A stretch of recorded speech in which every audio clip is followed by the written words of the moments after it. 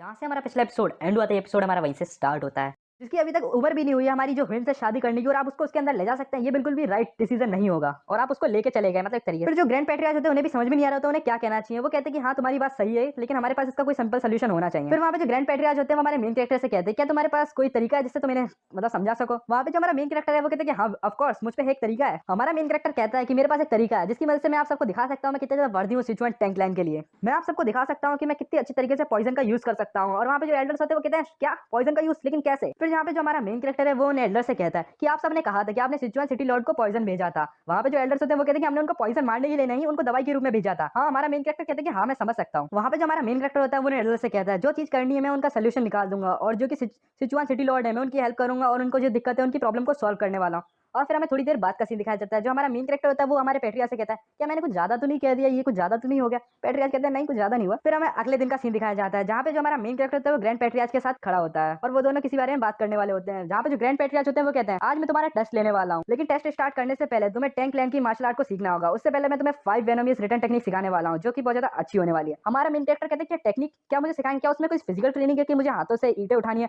या Bruce Lee की तरह पंचेस मारने हैं। फिर वहाँ पे जो ग्रैंडपा होते हैं वो कहते हैं कि नहीं ऐसा कुछ नहीं होने वाला, क्योंकि ये जो फिजिकल ट्रेनिंग है और ये जो मेंटल ट्रेनिंग है वो सारी तुम्हारी बॉडी के अंदर की जो क्यूआई है उस पर डिपेंड करती है। मैं सिर्फ तुम्हें एक कुछ चीजें देने वाला हूँ और तुमसे पूछने वाला हूँ कि तुम्हें क्या चीज पसंद है। और वो अपने पास एक झोला निकालते हैं, झोला टाइप, और उसके अंदर बहुत सारे औजार रखे होते हैं। वहाँ पे स्टार्स रखे होते हैं निंजा हथौड़ी वाले, और बहुत सारी चाकूस रखी होती है नाइफ। उससे कहते हैं तुम्हें क्या लगता है इन सारे पाउडर डैगर्स इन सारे चीजों में सबसे ज्यादा खतरनाक चीज कौन सी हो सकती है। जो ग्रैंड पैट्रियार्च होते हैं उनने उससे कहा होता है कि उसे इनमें से कोई एक चीज चुननी है जिससे वो हैंडल कर सके अपनी फाइटिंग के दौरान। हमारा मेन कैरेक्टर कहते हैं कि मैं क्या मेरे को डैगर लेना चाहिए या नाइफ, क्योंकि थ्रो करने में तो बहुत ज्यादा दिक्कत होगी। और फिर जो पैट्रियार्च होते हैं वो हमारे मेन कैरेक्टर से कहते हैं कि क्या तुम मुझे बता सकते हो कि सबसे ज्यादा कठिन चीज कौन सी यहाँ पे फेंकना, और उसको तुम फेंकोगे तो बहुत ज्यादा मुश्किल होगी तुम्हें फेंकने में। फिर जो हमारा मेन कैरेक्टर होता है वो कहता है कि मुझे ऐसा लगता है कि पाउडर है बहुत ज्यादा मुश्किल है फेंकना। फिर जो पैट्रियार्च होते हैं वो कहते हैं कि मेरे हिसाब से निडल सबसे ज्यादा मुश्किल है। फिर हमारा मेन कैरेक्टर के सामने ब्रश निकालते हैं। हमारा मेन कैरेक्टर कहता है कि ब्रश, और वो ब्रश को खोलने लग जाते हैं और ब्रश के अंदर बहुत सारी निडल्स होती है। फिर वो ब्रश को ऊपर की तरफ फेंकते हैं और उसके अंदर हमें दिखाया जाता है कि उसके अंदर बहुत सारी क्यूआई इंजेक्ट होती है। उस क्यूआई की वजह से वो बहुत ज्यादा तेजी से जो नीचे की तरफ आ रही होती है। फिर जो निडल्स होती है वो बारिश की तरह जमीन पर आ रही होती है और हमारा मेन कैरेक्टर बहुत ज्यादा डर रहा होता है। वो कहता है कि मेरे में एक भी लग गई तो मेरे अंदर छेद हो जाएगा।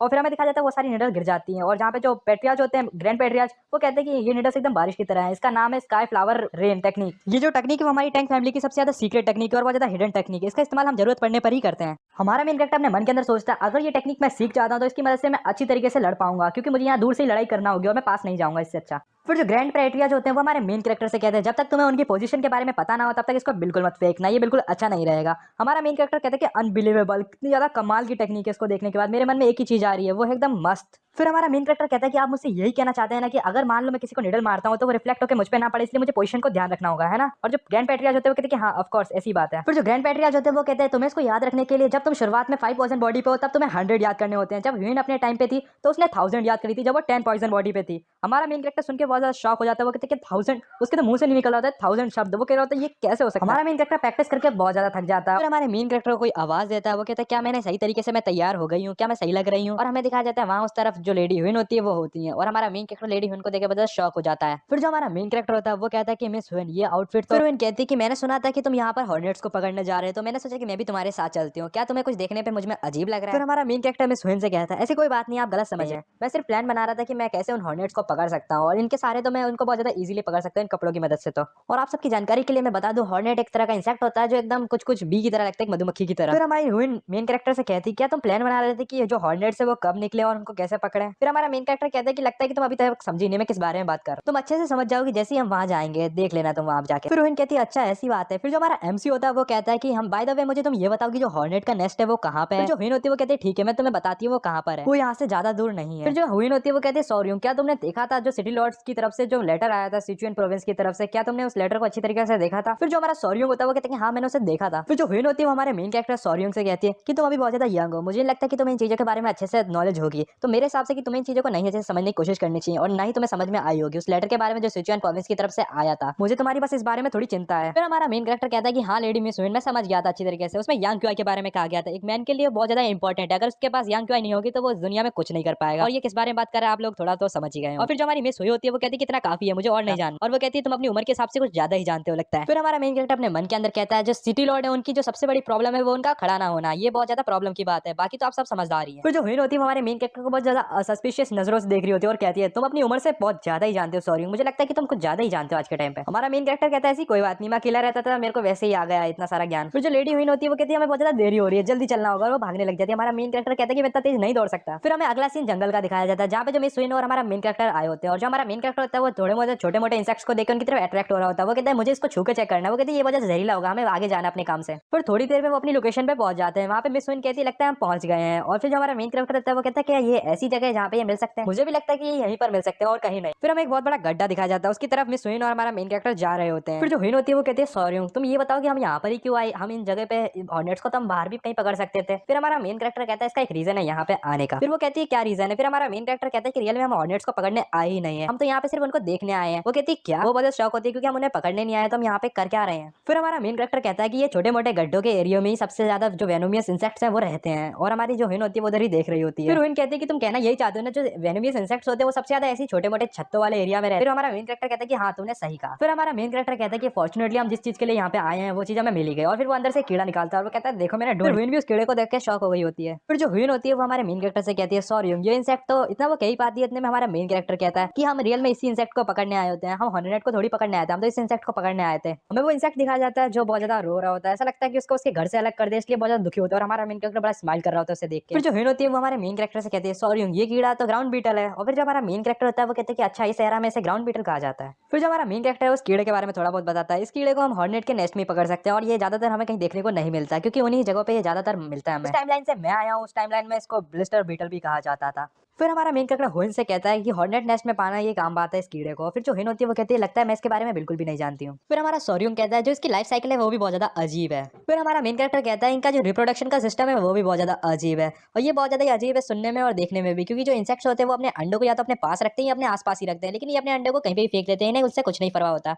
जो ब्लिस्टर बीटर्स के जो अंडे होते हैं वो एक ही जगह पे बहुत सारे फेंक देते हैं, जहाँ पर वो बहुत सारे अंडे एक साथ हैच होने लग जाते हैं, और जो हैच होने पर वो एक लार्वा के स्टेज में होते हैं जो कि फर्स्ट होता है लाइफ साइकिल का स्टेज, जहाँ पर वो एक दूसरे से बातचीत करते हैं और बहुत सारी चीजों को मिसअंडरस्टैंडिंग को बढ़ाते हैं, और वो अपने आप को कुछ कुछ एक फ्लावर की तरह दिखाने की कोशिश करते हैं जब वो लावा के स्टेट में होते हैं, जिस स्टेट में वो दूसरी जो हॉर्नेट या मधुमक्खी होती है उन सबको अपनी ओर अट्रैक्ट करते हैं। जब कोई मधुमक्खी उस तरफ देखती है तो वो उस तरफ देखने का ये कहती है कि ये फ्लावर मैंने अभी के टाइम तो यहाँ पर नहीं देखा, और फिर हमें एक मधुमक्खी दिखाई जाती है वो ऐसा ही कुछ कह रही होती है, वो कहती है ये फ्लावर पता नहीं यहाँ पे कैसे आ गया, और वो सोचती है मुझे ऐसा लगता है कि मुझे इनके पास जाना चाहिए। जैसे ही वो उनके सिर के पास मतलब जहाँ पे वो जो रस को चूसती है वहाँ पर वो जाती है, लेकिन अचानक क्या होता है वो सबको वो पकड़ लेते हैं और हमारी मधुमक्खी को अपने कब्जे में ले लेते हैं। फिर जो कारपेंटर भी होती है मतलब जो मधुमक्खी होती है वो हमेशा के लिए अपना घर भटक जाती है और वो हमेशा अपने घर से अलविदा कह देती है। फिर हमारा मेन कैरेक्टर मिस हुआ से कहता है मैं पूरी तरीके से पक्का नहीं हूँ, लेकिन मुझे ये समझ में नहीं आता ये जो हॉर्नेट्स का नेस्ट होता है उस पर ये बिल्कुल भी कब्जा नहीं करते, उल्टा उन पे फेवर करते हैं और उसी जगह पे जो अपने अंडे ये रखते हैं, पता नहीं इनको क्या ही सोचती होगी। फिर जो हमारी हुइन होती है वो कहती लगता है मेरे को अब थोड़ा थोड़ा समझ में आ रहा है। फिर जो हुइन होती है वो कहती है कि मुझे बेचारी मधुमक्खियों के लिए बुरा लग रहा है, लेकिन मैं उनके लिए कुछ कर नहीं सकती। हमारा मेन कैरेक्टर कहा तुमने सही कहा। फिर जो हमारा मेन कैरेक्टर है वो कहता है जो ये ब्लिस्टर बीटल होता है अपने पास एक टॉक्सिन्स निकालते हैं, जिसकी वजह से जो भी इंसान इसको टच करता है उसके हाथ पे बहुत ज्यादा जलन होने लग जाती है और बहुत सारे निशान पड़ जाते हैं, ये बहुत ज्यादा जहरीला भी हो सकता है।